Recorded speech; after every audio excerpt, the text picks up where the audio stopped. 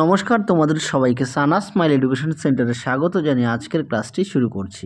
আশা করি তোমরা থাম্বনেলটি দেখে বুঝতে পেরে গেছো আজকে তোমাদের রাষ্ট্রবিজ্ঞান বিষয়ে সমাধান করে দেখাবো এবিটিএ টেস্ট পেপার থেকে তোমরা যারা 2025 সালে উচ্চ মাধ্যমিক পরীক্ষা দেবে। আজকে এই ভিডিওতে মোট দুটি সেট সমাধান করব, পেজ নম্বর 173 ও 190। এই দুটি সেটের সমাধান করে দেখাবো আর খুব শীঘ্রই তোমরা রাষ্ট্রবিজ্ঞান বিষয়ে বাকি সেটগুলো পেয়ে যাবে। আশা করি আগামীকালকের মধ্যেই তোমরা দুটি সেট পেয়ে যাবে। চলো দেরি না করে মূল বিষয়ে যাওয়া যাক।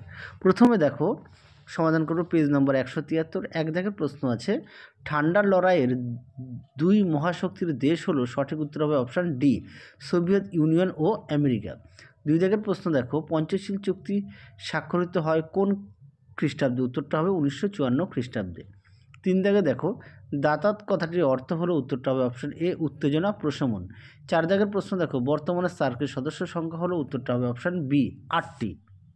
পরবর্তী প্রশ্ন দেখো, পাঁচ দাগের বিদেশি নীতির প্রধান উদ্দেশ্য হলো, সঠিক উত্তর হবে অপশন সি, জাতীয় স্বার্থ রক্ষা করা, অপশন সি।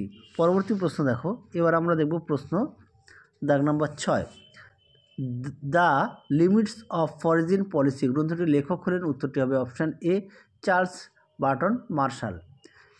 সাত দাগের প্রশ্ন দেখো, নিরাপত্তা পরিষদের স্থায়ী সদস্যদের সংখ্যা হলো, উত্তরটা হবে অপশান সি, 5টি। আট দাগের প্রশ্ন দেখো, সাধারণ সভাকে গল্পগুজবের আসর বলেছেন, সঠিক উত্তর হবে অপশান এ, গেটেল। নয় দাগের প্রশ্ন দেখো, জাতিপুঞ্জের বাজেট অনুমোদন করে, সঠিক উত্তর হবে অপশান ডি, সাধারণ সভা। 10 দাগের প্রশ্ন দেখো, আন্তর্জাতিক বিচারালয়ের সদর দপ্তর কোথায় অবস্থিত? উত্তরটা হবে নেদারল্যান্ডের হেগ শহরে। 11 দাগের প্রশ্ন দেখো, তত্ত্বগতভাবে ক্ষমতা স্বতন্ত্রীকরণ নীতির অস্তিত্ব রয়েছে, সঠিক উত্তর হবে অপশান সি, মার্কিন যুক্তরাষ্ট্রে। তারপরে দেখো 12 দাগের প্রশ্ন, আমলা হলো ড্যাশ শাসক? উত্তরটা হবে স্থায়ী শাসক। 13 দাগের প্রশ্ন দেখো, বহু পরিচালক বিশিষ্ট শাসন ব্যবস্থার উদাহরণ হলো, উত্তরটা হবে সুইজারল্যান্ড, অপশান এ। পরবর্তী দেখো 14 দাগের ব্রিটিশ পার্লামেন্টের নিম্নকক্ষের নাম হলো, সঠিক উত্তরটি হবে অপশান ডি, পার্লামেন্ট। 15 দাগের প্রশ্নের উত্তরটা আমি একটু কনফিউশনে আছি, তাও আমি গেস করে বলছি, উত্তরটি সম্ভবত হবে অপশান ডি, তোমরা একটু দেখে নিও। 16 দাগের প্রশ্নটা, দ্বিকক্ষ বিশিষ্ট আইনসভা প্রথম চালু হয়, উত্তরটা হবে অপশান সি, ব্রিটেনে। পরবর্তী প্রশ্ন দেখো, 17 দাগের রাষ্ট্রপতি কর্তৃক রাজ্যসভার কতজন সদস্য মনোনীত হন? উত্তরটা হবে অপশান এ, 12 জন।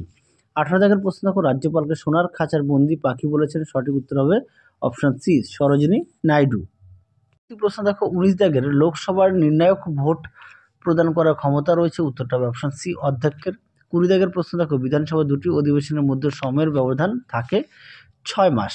21 দাগের প্রশ্ন দেখো, গ্রাম পঞ্চায়েতের জেলা পরিষদের কার্যনির্বাহী অধিকারক হলেন, অপশান সি, ডিএম অর্থাৎ ডিস্ট্রিক্ট ম্যাজিস্ট্রেট।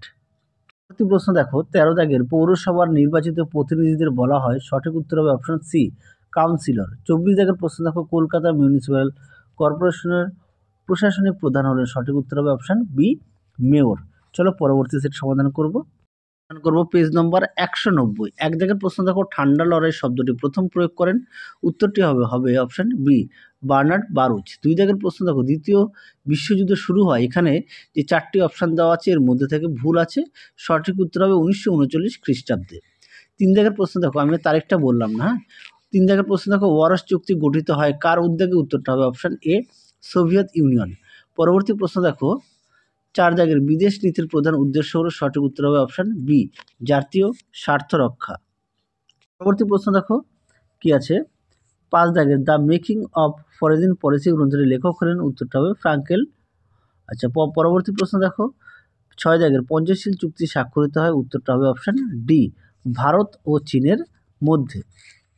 7 দাগের শান্তির জন্য ঐক্যের প্রস্তাব সাধারণ সভায় গৃহীত হয় কত খ্রিস্টাব্দে? উত্তরটা হবে অপশান বি, 1950 খ্রিস্টাব্দে। এই প্রশ্নটা অনেক সেটে দেওয়া আছে, তোমরা অবশ্যই ভালো করে পড়বে আর পাশাপাশি পাঠ্য বই খুঁটিয়ে পড়বে সমস্ত বিষয়ে।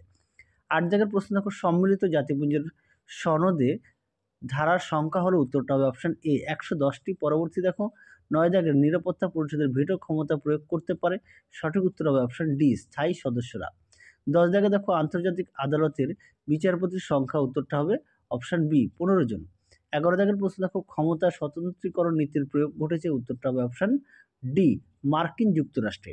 12 দাগের প্রশ্ন দেখো, শাসন বিভাগ যে কটি অংশ নিয়ে গঠিত হয়, উত্তরটা হবে অপশান বি, 2টি অংশ। 13 দাগের প্রশ্ন দেখো, পৃথিবীর সর্বাপেক্ষা শক্তিশালী দ্বিতীয় অক্ষ হলো, সঠিক উত্তরটি হবে অপশান এ মার্কিন সিনেট। পরবর্তী দেখো 14 দাগের প্রশ্ন, ব্যক্তির স্বাধীনতা ও মৌলিক অধিকার রক্ষার দায়িত্ব পালন করে, উত্তরটা হবে অপশান সি বিচার বিভাগ। পরবর্তী দেখো 15 দাগের, এককেন্দ্রিক সরকারের অস্তিত্ব আছে, সঠিক উত্তর হবে অপশান সি ব্রিটেনে। 16 দাগের প্রশ্ন দেখো, আইনসভার জননী বলা হয়, উত্তরটা হবে অপশান এ ব্রিটেনের পার্লামেন্ট। পরবর্তী দেখো 18 দাগের প্রশ্ন কি আছে, 16 দাগ 18 দাগ, এখানে দাগ নম্বরটা ভুল আছে, এটা 17 দাগ হবে। হ্যাঁ, ভারতের শাসন বিভাগের প্রকৃত প্রধান হলেন, উত্তরটা হবে অপশান এ রাষ্ট্রপতি।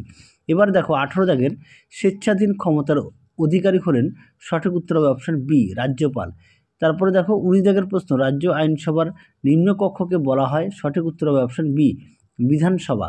পরবর্তী দেখো 20 দাগের, 0 আওয়ার্স এর সময়সীমা হলো, উত্তরটা হবে অপশান এ 30 মিনিট।